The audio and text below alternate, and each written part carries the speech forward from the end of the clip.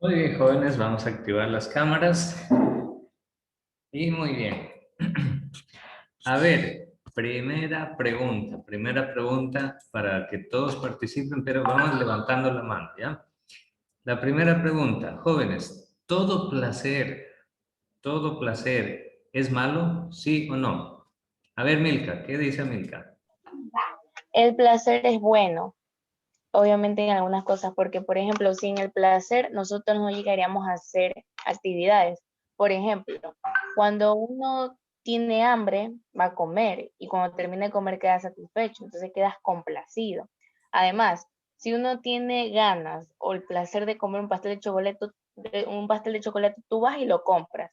Vas a hacer una acción porque el mismo placer hace que tú hagas eso. Y pues el placer es algo creado por Dios para que nos sintamos satisfechos. Porque si los seres humanos no tuviéramos placer, seríamos como que prácticamente robots, no nos sentiríamos a gusto o cómodo al hacer algo, sentir algo. Aquí un placer malo sería el exceso, o por ejemplo de las personas enfermas, como las personas psicópatas que tienen placer al matar a una persona. Obviamente eso es pecado y es malo. Pero en sí, la mayoría de veces el placer es bueno y además que lo aplicamos siempre, casi siempre, en nuestras actividades cotidianas. Correctísimo, Milka, excelente. Usted prácticamente ha dado la clase sobre lo que es el placer. Muy bien, Milka. Excelente, la felicito.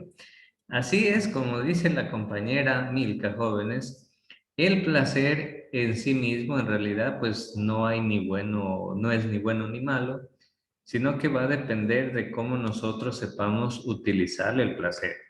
El placer en sí mismo fue creado por Dios para que nosotros disfrutemos de lo bueno de la vida. Como decía Milka, ¿acaso usted no disfruta no siente placer cuando se come una torta mojada de chocolate?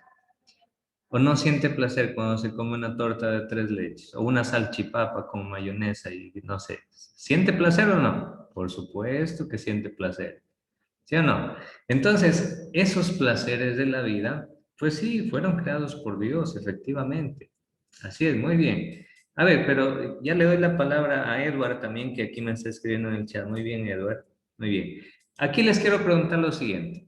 ¿Cuándo es cierto? El placer fue creado por Dios para disfrutar de las cosas buenas de la vida, etcétera. Les pregunto, ¿cuándo un placer puede convertirse en algo malo? A ver, ¿quién me dice? Cuando ¿Cuándo? rebasa otro límite, ya A no, ver. ya no se convierte en placer, sino en obsesión. Ah, Cuando se convierte en vicio. bien, Gary, bien, Derlis, ya, muy bien. Cuando el placer se desborda y va mucho más allá, y ese placer se convierte en vicio, y ese placer se convierte en una obsesión, y ese placer te lastima a ti y lastima a los demás, entonces ahí ese placer comienza a volverse el abuso, mejor dicho, el exceso de ese placer comienza a volverse malo.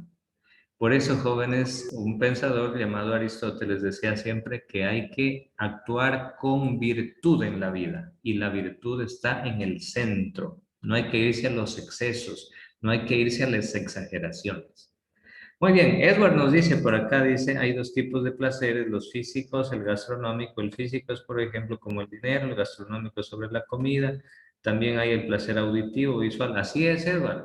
Entonces, miren, a ver, Edward aquí nos da un aspecto importante. Edward dice, entonces hay varios tipos de placeres.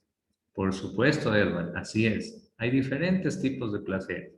Pero lo único que nos pide Dios a nosotros es disfrutar de la vida, pero actuar siempre con moderación, con prudencia, para no dañarte a ti mismo y tu salud y para no hacer daño a los demás. Alguien puede decir, profe, uno siente mucho placer al comer una torta mojada de chocolate. Claro, pero si usted exagera de ese placer y en vez de comerse una porción, se come una torta entera, ¿qué pasa con su salud? ¿Qué le pasa con su estómago? Pues que se hace daño, se Cada- enferma. Claro, Exacto, y es que si uno está allí y quiere seguir, eso es gula y la gula es pecado. eso, Milka. Cuando el placer se exagera ya se llega a convertir en pecado. Y en este caso el pecado de la gula, que es abusar del placer de la comida. Así es, jóvenes, los felicito. Excelente su participación. Muy bien, seguimos. Vamos a ver la siguiente corriente. Tengo una pregunta. Sí, claro. ¿Sí? Como estábamos hablando sobre el placer, yo tenía una duda porque el tema viene casi igual como sobre el pecado de Eva. Ya. Hay muchas versiones que dice que Eva se comió una manzana por ahí, según la Biblia, Ajá. pero hay otro parte, otro segmento, dice que Eva tuvo relaciones con el diablo y ese dicen que es el verdadero pecado de Eva. ¿Me puede aclarar esa duda? Ah, ya, bueno. Que Eva tuvo relaciones con el diablo. ¿Eso dijo al último? Sí. Ya. Bueno, en la Biblia no está escrito eso, Justin, y más bien si usted de pronto ha leído o ha escuchado o ha visto de pronto algún video donde hablan sobre ese tema, son temas que son extra bíblicos. En la Biblia no está escrito eso. En la Biblia la única relación que entabla Adán y Eva con Satanás es la relación de dialogar, porque comienzan a conversar con el diablo. ¿Cuándo conversan con el diablo? Cuando el diablo les dice, La serpiente y cuando coge la manzana, es como eso, comienzan a hablar. esa es la única relación que la Biblia dice que hubo una relación de conversación. Pero la Biblia jamás menciona de que habrá habido una relación sexual, por decirle, entre Eva y Satanás. Nunca. Eso no lo menciona. Y de hecho, yo creo que si hablar de algo así sería como denigrar incluso a la mujer. Y, o sea, en el sentido de que la mujer, como quien dice, como si la mujer fuera el objeto del pecado o algo así. Y no es así. Cada uno peca por su propia debilidad a la final. Entonces, Justin, lo que está escrito en la Biblia es que la única relación que hubo entre Eva y entre Adán y la serpiente, que era Satanás, fue una relación de conversación, de diálogo. Y lamentablemente, pues, salieron perdiendo. Adán y Eva salieron perdiendo porque no le pudieron ganar en argumentos a Satanás y Satanás los convenció de que los desobedezcan a Dios. Pero buena pregunta, Justin. Muy buena pregunta. Ajá.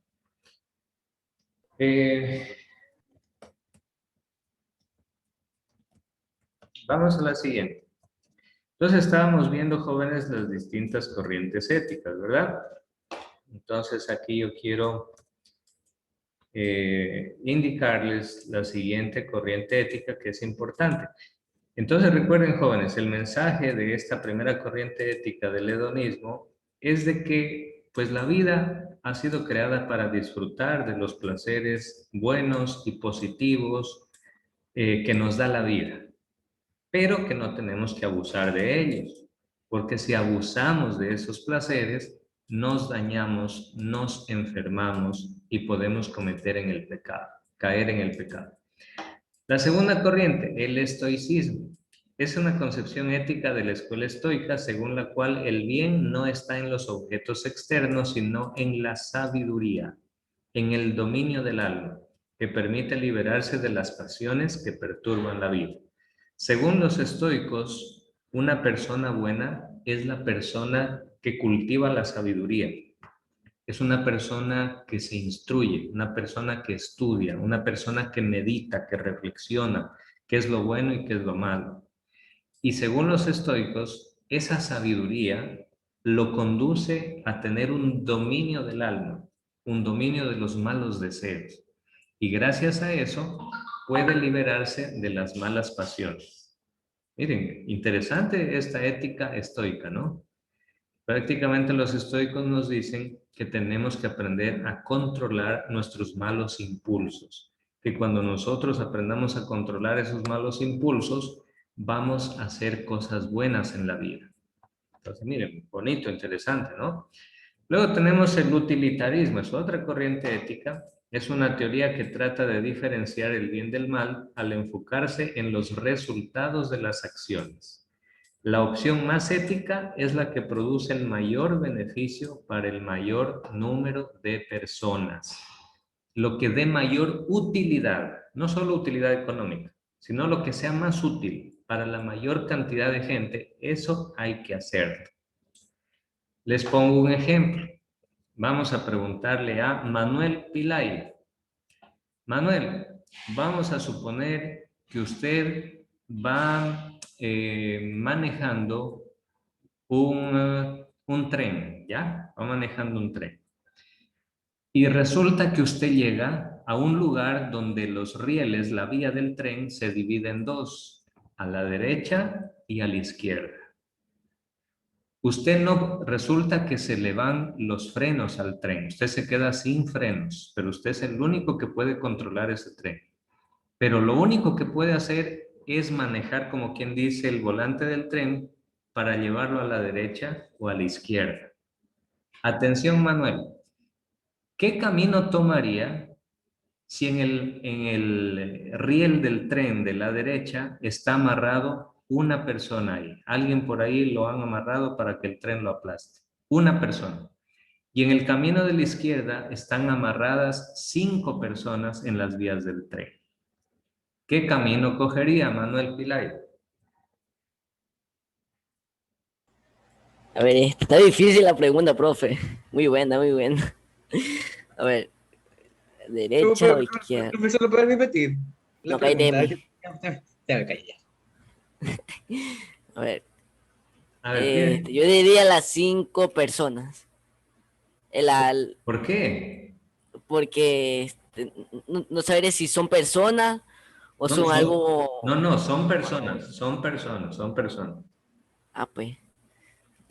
No sé, profe, está difícil, profe, está difícil. Decisión. Profe, ¿puedes repetir la pregunta de nuevo? Es que entendí algo que me hizo pensar. Emiliano. Ya. Hay una persona amarrada en las vías del tren, pero en la otra vía hay 5 personas. ¿Cuál de las dos prefieres salvar? ¿A las 5 personas o solo a una? Ajá. O las 5 van a morir si eliges la una. Y si eliges la primera persona, Va a morir las uno. 5 van a morir. Exacto. Ajá. Entonces, a ver, Derlis, ¿qué dice? Como ser humano, prefiero hacer un sacrificio menor por un sacrificio mayor. El sacrificio menor, es decir, coger el camino donde solo va a morir uno. Y si está, digamos que alguien oculto ahí, ha de ser por algo. Ajá. Ya, ahora bien, jóvenes, sí, para esos, lo que pasa, jóvenes, es que yo les pongo este ejemplo para que ustedes se den cuenta en el utilitarismo. Abran el modo, jóvenes, vamos a hacer rapidito conmigo 3 preguntitas ahí, abran el modo, ¿sí? Refresquen el modo, refresquen el modo. A ver, les explico este ejemplo del tren, les explico. Según el utilitarismo, tenemos que hacer aquello que produzca mayor cantidad de bien para la mayor cantidad de personas. Entonces, según el utilitarismo, como dijo Delis, tendríamos que elegir el camino de la derecha donde solo va a morir una persona. Porque si escogiéramos el otro camino, van a morir 5. Entonces yo prefiero salvar mayor cantidad de vidas porque ahí yo voy a obtener mayor cantidad de bien para la mayor cantidad de personas. Entonces ese es el utilitarismo, hacer aquellas cosas que produzcan mayor cantidad de bien para la persona. ¿Sí? A ver, Saulito, ¿abriste el modo? Ese trabajito, esa ley. La pregunta 1. Eso, ya. A ver, lea, Kiara Pionce, lea la pregunta 1, Kiara.